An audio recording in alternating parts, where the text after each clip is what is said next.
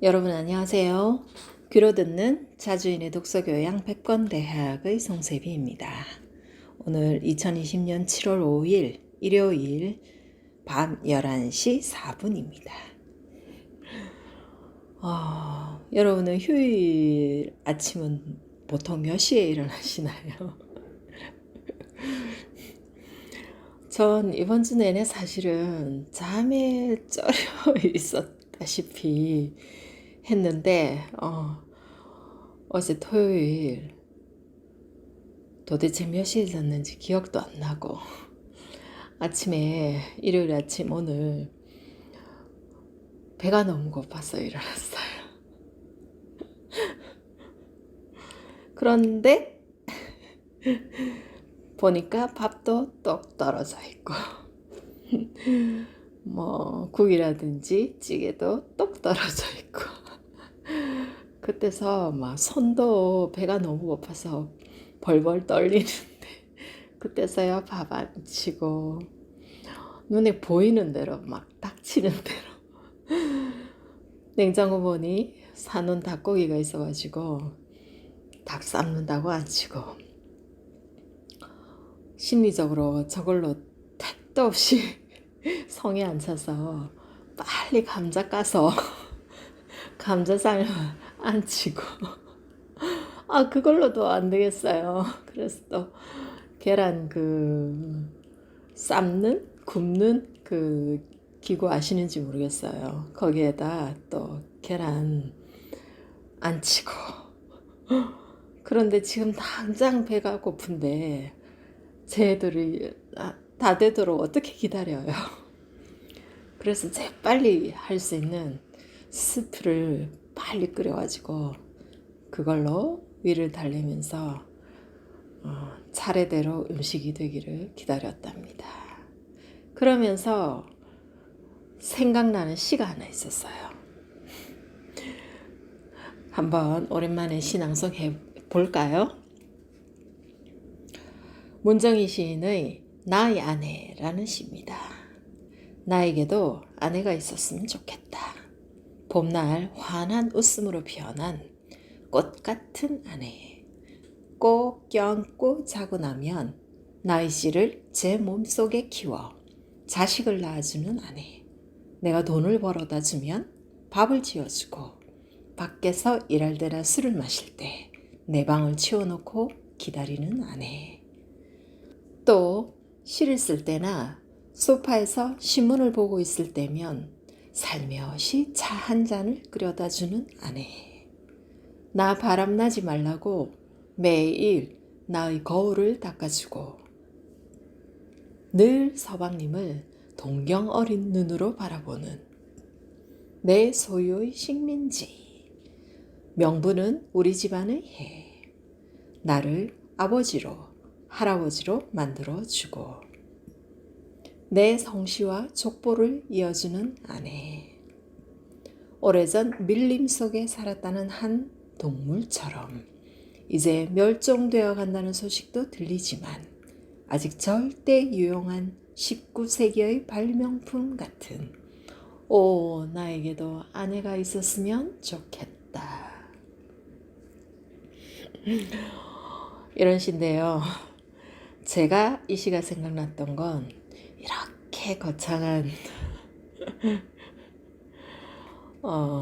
그런 이유가 아니고 단지 배가 고파 죽겠는데 나 자는 사이에 밥을 해놓은 그런 아내가 있었으면 내게도 이런 생각에 이 시가 생각이 났었습니다. 그랬습니다. 여러분 한 주 잘 지내셨습니까? 오늘은 미리 책을 한번 보니까 32장 한 장만 읽어야 될 것 같아요. 제법 깁니다. 그 다음 장이 조금 짧긴 해서 같이 읽을까 했는데 한 번씩 짧은 우리가 학교 다닐 때 휴강에 그런 재미 공짜도 한 번씩 만나는 그런 재미를 위하여 한 장만 읽기로 했습니다. 그러면 한번 들어가 볼까요? 자주인의 독서 교양 백권대학. 우리의 행복과 우리 민족의 통일 그리고 번성은 우리가 자주적인 교양과 역량을 갖추었을 때만 성취할 수가 있습니다. 백권대학 저자 김갑수. 32장 호치민 신화 아닌 인간으로 보아야. 1975년 4월 30일 아침 소련제 북베트남 탱크들이 우르릉거리는 소리를 내며 사이공 북부 교외를 통과하여 도심의 대통령 관저를 향했다. 군용 작업복 차림에 황금별이 박힌 유별난 철모를 쓰고 탱크 위에 앉은 병사들은 임시혁명정부 깃발을 흔들고 있었다. 정오가 되자 통 누트가를 일렬로 천천히 통과하던 탱크들은 미국 대사관 앞을 지나갔다. 불과 2시간 전에 마지막까지 남아있던 미군 해병대원들이 대사관 지붕에서 헬리콥터를 타고 떠났기 때문에 대사관에서 미국인은 그림자도 찾아볼 수 없었다. 북베트남의 선도 탱크는 대통령 관저의 주철 정문 앞에서 잠깐 멈칫하는가 싶더니 곧바로 철문을 뭉개버리고 들어가 관저 현관으로 통하는 넓은 계단 앞의 잔디밭에 멈췄다.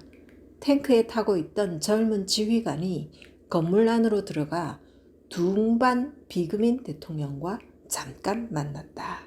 이어 관저 지붕으로 올라가 깃대에서 베트남 공화국 길을 내리고 빨간색과 파란색이 어울린 임시혁명정부 길을 올렸다. 베트남 전쟁이 끝나는 순간을 기술한 글이다.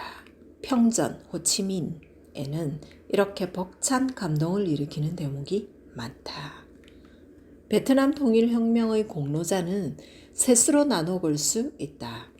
첫째는 한 세대 이상 남베트남의 정글과 늪에서 혁명적 대의를 위하여 싸우다 죽어간 무명의 베트콩 전사들이고, 둘째는 뛰어난 결의에 노련한 능력까지 겸비한 베트남 노동당 지도자 레두안을 비롯한 그의 동료들이며, 셋째는 베트남 공산당 창건자이자 혁명운동의 지도자였고 베트남 인민공화국의 주석직을 종전 6년 전인 1969년까지 맡고 있다가 타계한 호치민이다.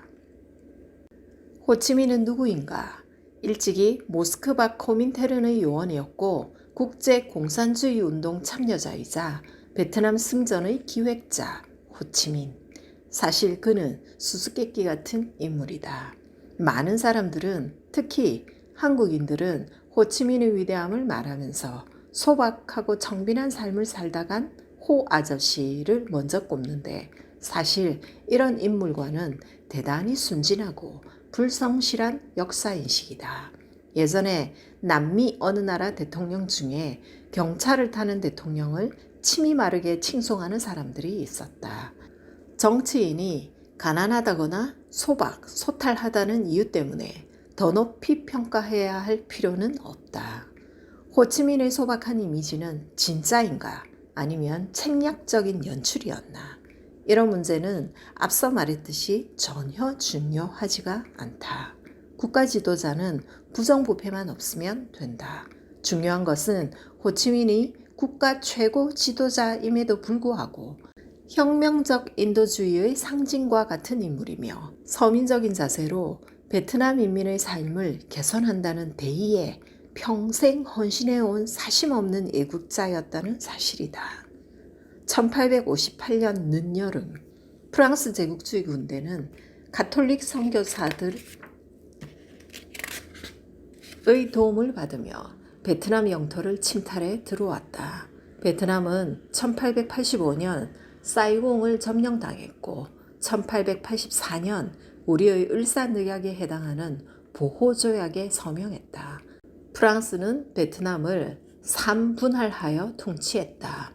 북부의 통킹, 중부의 안남, 남부의 코친 차이나인데 프랑스는 이 셋을 합쳐서 인도차이나 연방을 구성했다. 베트남인은 식민지 통치 기간에 대제국주의 투쟁을 끈질기게 전개했다. 베트남의 유명한 독립운동가로는 판보이 쩌우가 있는데 우리나라의 이상설 선생과 캐릭터가 비슷하다. 1927년 응우엔 타이쿡은 베트남 국민당을 결성했다. 그리고 1930년 베트남 공산당이 응우엔 아이쿡의 지도 아래 창당되었는데 그가 바로 문제적 인물 호치민이었다. 호치민은 공산주의와 민족주의 이념을 융합하여 반제국주의 무력투쟁을 벌였다. 그는 인스타파와 지식층 개혁을 내세우면서 베트남 인민해방을 세계혁명과 연계하여 국제적 명성을 얻어냈다. 호치민의 공산당은 1945년 9월 2일 하노이 바딘 광장에서 베트남 독립을 선포하고 베트남 민주공화국을 수립했다. 베트남과 한국의 차이점. 우리와 베트남은 어떻게 다르고 같은가? 흔히 베트남의 역사는 우리와 비슷하다고들 한다. 문화적으로 중국 한자 문화권에 속하면서 유학의 영향을 크게 받은 점, 고대로부터 정치적으로 중국과 긴밀한 관계를 맺어왔다는 점, 근대에 들어 식민지를 체험했다는 점, 지리적으로 국토가 북에서 남으로 길게 늘어진 꼴이라는 점, 이데올로기 대립이 빚은 남과 북 분단 국가였다는 점 등에서 두 나라는 흡사하다. 명태조는 유훈해서 주변에 정복할 수 없는 16국이 있는데 첫째가 고려, 실은 조선이고 그 다음이 안남, 베트남이라고 했다. 동아시아에서 한민족과 베트남 민족을 주체적 실체로서 최고 순위로 꼽은 명태조의 평가는 탁견이었다. 그렇지만 우리의 관심은 두 나라의 유사점이 아니라 차이점이다. 우리는 지금 분단을 극복하지 못한 채로 있는 반면 베트남은 프랑스와 일본 그리고 미국을 차례로 몰아내고 1975년 자주 통일국가를 이룩하는 데 성공했다. 기원전 3에서 2세기부터 추적되는 베트남 역사의 연대는 우리와 비슷하다. 한무제의 군현 통치를 받았다는 점도 우리와 같다. 다만 베트남은 중국의 지배를 거의 1000년 가까이 받았고 프랑스의 지배를 80년이나 받았다는 점에서 우리와 차이가 있다. 그런데 분명히 베트남은 한국보다 중국에 대해 자주적이었다. 이것은 베트남의 수많은 국왕들이 중국을 무시하고 끊임없이 칭제 건원을 시도했다는 점에서 알 수 있다. 물론 이것이 베트남 민족성이 한민족의 것보다 더 자주적이었다는 증거가 될 수는 없다. 하지만 표면상으로 베트남이 한국보다 더 자주적인 외교를 구사해 온 것은 부인할 수 없다. 나는 이것을 문화적, 지리적 이유 두 가지로 분석한다. 우선 중국은 베트남보다는 한국을 문화적으로 우대했기 때문에 그만큼 중국에 대한 한국인의 저항성이 적었다고 본다. 다음으로 지리적으로 두 나라가 길쭉한 형상이기는 하지만 베트남은 면적이 33만 제곱킬로로 한반도의 1.5배이고 길이는 1650킬로로서 한반도 길이의 2배나 된다. 그래서 남베트남의 경우 지리적이나 인종적으로 중국과 확연히 구별된다. 이에 따라 중국인과의 친밀감이 한국에 비해 적었다. 현대사에서는 베트남과 한반도 양자 모두 중국보다 미국과의 관계가 중요하게 작용했다.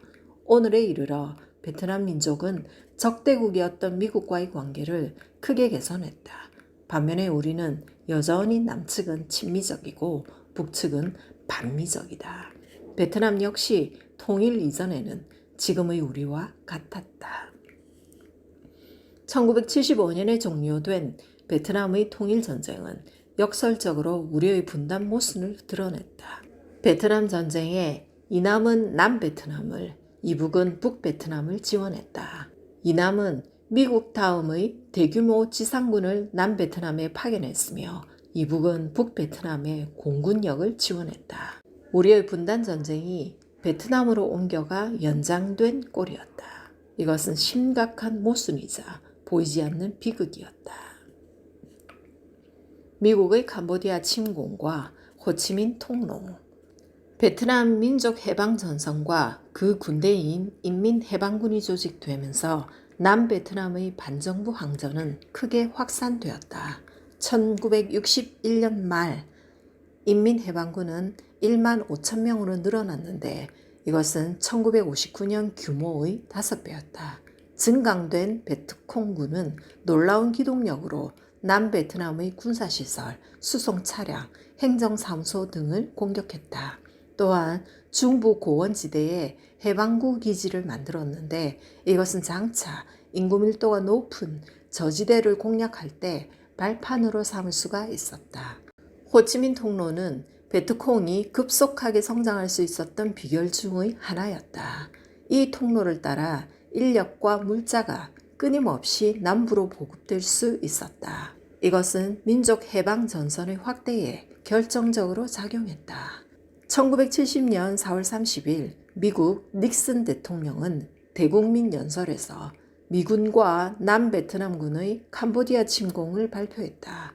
이미 미국은 1969년 3월부터 캄보디아를 폭격하고 있었는데 이것은 북베트남군이 캄보디아와 라오스를 경유해 남베트남으로 군대와 보급품을 보내오던 통로, 일명 호치민 통로를 봉쇄하기 위한 조치였다. 문제는 닉슨의 비정상적인 비밀주의에 있었다. 닉슨은 이 폭격을 은폐하기 위해 공군 기록 날조를 포함한 온갖 기만적 술수를 마다하지 않았다. 닉슨의 폭격 은폐 사실은 미국 내 반전 여론을 폭발시켰다. 뉴욕 타임즈는 미국의 캄보디아 침공을 또 하나의 군사적 환상이라며 지루한 세월과 쓰라린 경험으로 미국 국민의 신뢰가 고갈되었다고 비난했다. 미국 전역에서 수백만의 대학생이 반전 시위에 가담했다. 대학생들은 3대 1의 비율로 반전에 찬성했고 4분의 3이 자기를 스스로 뉴 레프트라고 간주했다. 전 대학의 80% 이상에서 반전 시위가 일어났고 대학생의 반수인 400만 명의 학생과 35만 명의 교수가 동맹 휴학에 동참했다. 특히 오하이오주의 켄트 주립대학에는 주 방위군이 투입되어 무모하게 발포, 4명의 사망자와 9명의 부상자가 발생하여 사태를 걷잡을 수 없이 비화시켰다. 켄트 대학 사건 5일 전 닉슨은 버클리, 예일, 스탠퍼드 대학의 방화에 가담한 학생들을 불량배에 비유했는데 총에 맞아 사망한 여학생의 아버지는 내 딸은 불량배가 아니다 라고 절규했다. 훗날 닉슨은 켄트 대학 사건 뒤 며칠 동안이 내 임기 중 최악의 나날이었다고 회고했다. 디엠비엠프의 병사들과 지압, 호치민. 디엠비엠프는 베트남의 수도인 하노이 서쪽 300km 지점에 위치한 작은 촌락으로 불과 16km 떨어진 곳에 라오스와의 접경이 있다. 그러니까 프랑스와 베트남 사이에 전투가 없었다면 사람들의 기억 속에 자리 잡을 일이 전혀 없는 곳이었다. 그런데 이 작고 한가로운 마을이 세계 역사를 바꿔놓은 출발점이 되리라고 누가 상상이나 했겠는가. 전쟁을 하다 보면 피할 수 없는 또는 피하다가는 망해야 하는 한판 승부가 있게 마련이다. 베트남군을 이끌고 있던 호치민과 보구엔 지압 장군은 나라의 운명을 디엠비엠프 전투에 걸기로 결단했다. 베트남군을 이끌고 있던 호치민과 보구엔 지압 장군은 나라의 운명을 디엠비엠프 전투에 걸기로 결단했다. 어차피 이기기 힘든 상대인 프랑스군이 한 곳에 결집해 있다면 그곳에서 운명을 결판내겠다고 판단한 것이다. 프랑스군이 디엠비엠프 기지를 한창 건설 중이던 1953년 겨울 베트남군에게 이동 명령이 내려졌다. 이때부터 베트남군의 이동이 시작되었는데 이는 역사를 움직이는 동력이 강력한 군사력보다 더욱 위대한 인간의 힘임을 입증해주는 사례가 되었다. 베트남군은 길도 없는 험준한 산악 지형을 이용해 이동했는데 1일 이동 거리만도 80km에 달했다. 주간에는 프랑스 공군기의 시야를 피하기 위해 30km를 이동했고 야간에는 공군기의 위험 부담이 적었기 때문에 50km를 이동할 수 있었다. 마라톤 선수가 비무장으로 42km를 2시간여에 주파하는 것을 감안한다면 완전 무장을 한 병사들이 길도 없는 산악 지역을 하루에 80km를 이동한다는 것은 상식적으로 납득할 수 없는 일이었다. 이런 까닭에 프랑스군은 베트남군의 DMBF 요새 공격이 가능할 것이라고는 예상하지 못했다. 그러나 프랑스군을 놀라게 한 건 이뿐이 아니었다. 베트남군의 모든 군수물자, 즉 화포와 식량, 탄약을 운반하는 임무는 베트남 주민들에게 맡겨졌는데 민간인이자 조국 독립의 열망으로 가득 찬 이 투사들은 남녀노소를 가리지 않고 자신의 능력 이상을 발휘했다. 하노이에서 출발한 이들은 한 사람이 20kg 내외의 식량을 운반했는데 이들이 DMBMF에 도착했을 때 그들의 보침에 남은 식량은 2kg 내외였다. 나머지는 그들이 행군하는 도중 양식으로 썼으니 이는 얼핏 보아 터무니없는 행동이었다. 그러나 그들은 머리로 계산하지 않았고 고작 한 병사의 3, 4일치 식량을 위해 목숨을 걸고 천리길을 걸었던 것이다. 그래도 식량을 지고 걸은 사람들은 나은 편이었다.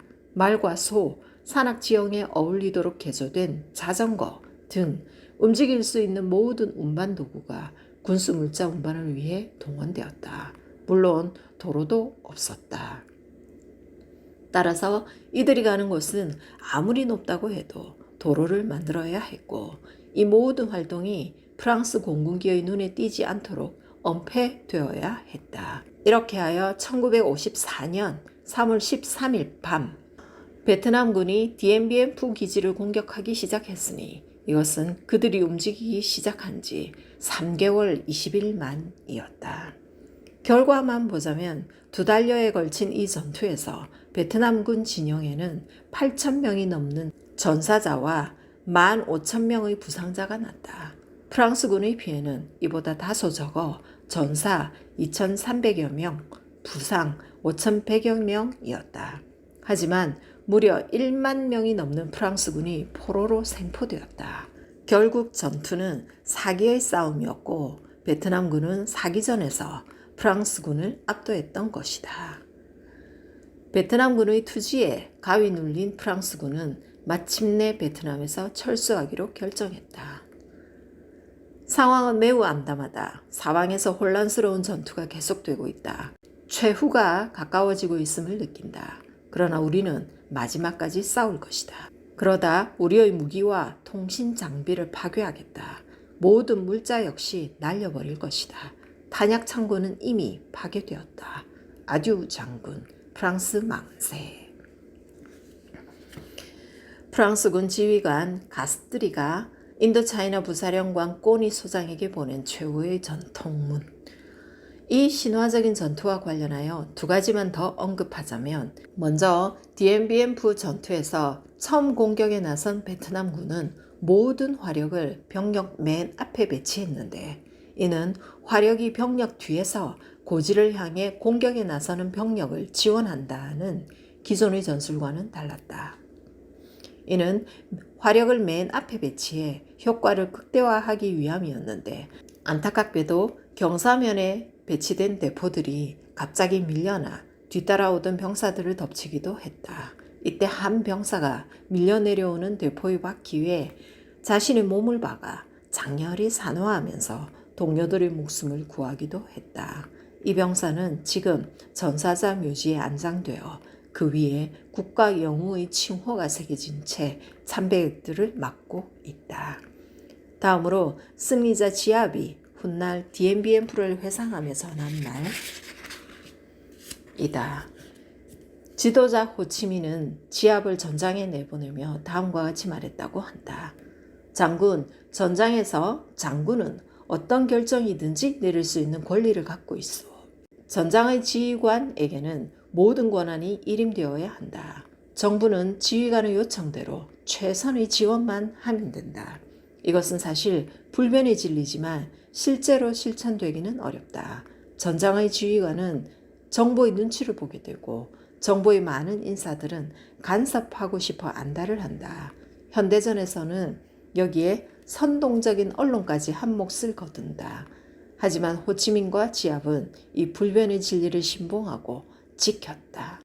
베트남이 디엠비엔프에서 승리하고 베트남이 대프랑스, 대미국, 대중국전에서 연이어 승리할 수 있었던 요인이 바로 여기에 있었다. 통치 수반과 전장 지휘관 사이의 깊은 신뢰, 이것은 베트남이 가진 특유의 무기였다. 호치민 신화 아닌 인간으로 공부해야. 호치민은 1969년 9월 3일 79세의 일기로 타계했다. 이는 묘하게도 미군의 미라이촌 양민 학살 사건이 세상에 공개된 날이었다. 베트남이 전쟁을 끝내고 통일을 이룬 것은 1975년이다. 그러니까 호치민은 조국 통일 6년 전에 세상을 떠난 것이다. 호치민은 1945년 9월 2일 하노이 바딩 광장에서 베트남 독립을 선포했다. 결국 그는 독립선포 24주년이 되는 날에 숨을 거둔 것이다. 호치민의 사망일을 하루 늦춘 것은 독립기념일과 호치민 서거일의 의미를 둘 다 살리기 위한 묘책이었다. 베트남 인민의 추모 열기는 엄청났고 세계 각국에서도 그에 대한 추모와 찬사를 아낌없이 쏟아냈다. 하노이는 세계 121개국으로부터 22,000통의 조문 메시지를 받았다. 모든 사회주의 국가에서 자체적으로 추모식을 열었으며 우호적인 논평들을 게재했다. 모스크바는 공식 성명에서 호치민을 영웅적인 베트남 인민의 위대한 아들이고 국제공산주의 운동과 민족해방운동의 뛰어난 지도자이며 소련의 훌륭한 친구라고 찬양했다. 제3세계 국가들은 그를 억압받는 민족들의 옹호자라고 평가했다. 그러나 미국의 백악관은 논평을 거부했으며 당시 닉슨 행정부의 고위 인사들도 침묵했다. 반면에 서구 언론들이 호치민의 죽음에 나타낸 관심은 특별했다. 특히 반전운동을 지지한 언론들의 찬사는 더욱 인상적이었다. 미국 뉴욕타임스는 호치민에 대한 전 세계의 찬사를 전하면서 그와 가장 심하게 적대적인 관계에 있던 사람들조차 체구가 작고 허약한 호 아저씨에 대해 숭배와 존경의 감정을 가지지 않을 수 없었다라고 했다. 타임은 표지에 호치민의 얼굴과 함께 고별사를 담았는데 호치민은 외세에서 해방된 통일 베트남의 건설에 일생을 바쳤다. 그리고 고통받는 그의 조국 1900만 인민은 이런 미래상을 이루기 위해 전력을 다한 그의 헌신 때문에 고통을 겪기도 했다. 그러나 그들은 애정어린 마음으로 호 아저씨를 이해했다. 남베트남 인민도 같은 감정을 품고 있다. 현재 살아있는 민족 지도자 중에 그만큼 꿋꿋하게 오랫동안 적의 총구 앞에서 버텼던 사람은 아무도 없었다라고 추모했다. 오늘날 호치민은 헌신적인 혁명가이자 노련한 공산주의 요원이라는 평가와 함께 국제정치의 복잡성을 이해하여 현실적으로 행동한 실용주의자라는 평판도 동시에 얻고 있다. 그의 뒤를 이어 통일과업을 완수한 다른 베트남 지도자들에게는 이런 면모가 없었다. 베트남의 대미전쟁을 실질적으로 이끈 레도안을 비롯한 후임 지도자들은 마르크스 레닌주의가 제공하는 한정된 불확실성의 테두리를 벗어나지 못한 면이 있었다. 사실 호치민은 우리가 알고 있는 것과는 달리 최소 말년 5년 이상은 실권이 거의 없었다. 1932년 호치민은 소련에 가서 스탈린과 정상회담을 했다. 회담을 시작하면서 스탈린은 회의실의 의자 2개를 가리키면서 말했다. 호치민 동지, 여기 의자 2개가 있어. 하나는 민족주의자를 위한 의자이고 다른 하나는 국제주의자를 위한 의자요. 동지는 어디에 앉고 싶소? 호치민은 머뭇거리지 않고 바로 대답했다고 한다. 스탈린 동지, 나는 두 의자에 다 앉고 싶습니다. 이 일화는 호치민이 민족주의자임을 알려준다. 대답은 둘 다라고 했지만 질문을 던진 사람이 스탈린이라는 점을 생각해야 한다. 스탈린은 호치민이 국제주의자이기를 요구하면서 이런 질문을 던졌기 때문이다.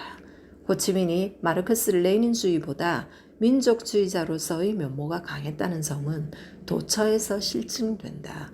그리고 이에 못지않게 중요한, 아니 이보다 더욱 중요할 수도 있는 유교적 캐릭터로서의 호치민을 인식해야 한다. 지도자에게 소박, 소탈은 하나의 이미지 조작에 불과하다. 이런 이미지 조작은 지도자 주변 사람들이 지켜주지 않으면 안 된다. 호치민의 주변인들은 그의 소박, 소탈을 끝까지 잘 지켜주었다. 호치민에게는 최소 3명의 여자가 있었다. 또한 호치민이 남긴 글들은 하나같이 쉽고 단순하다. 어느 저널리스트가 호치민에게 당신은 이론이 빈약한 건 아니냐고 물었을 때 호치민은 이론은 마오가 다 해주고 있다고 대답했다. 오늘은 정말 간단하지요? 좋죠, 여러분? 저도 좋습니다. 그러면 다음 한 주 역시나 건강히 잘 지내시고 다음 주에 저를 뵐게요. 안녕히 계세요.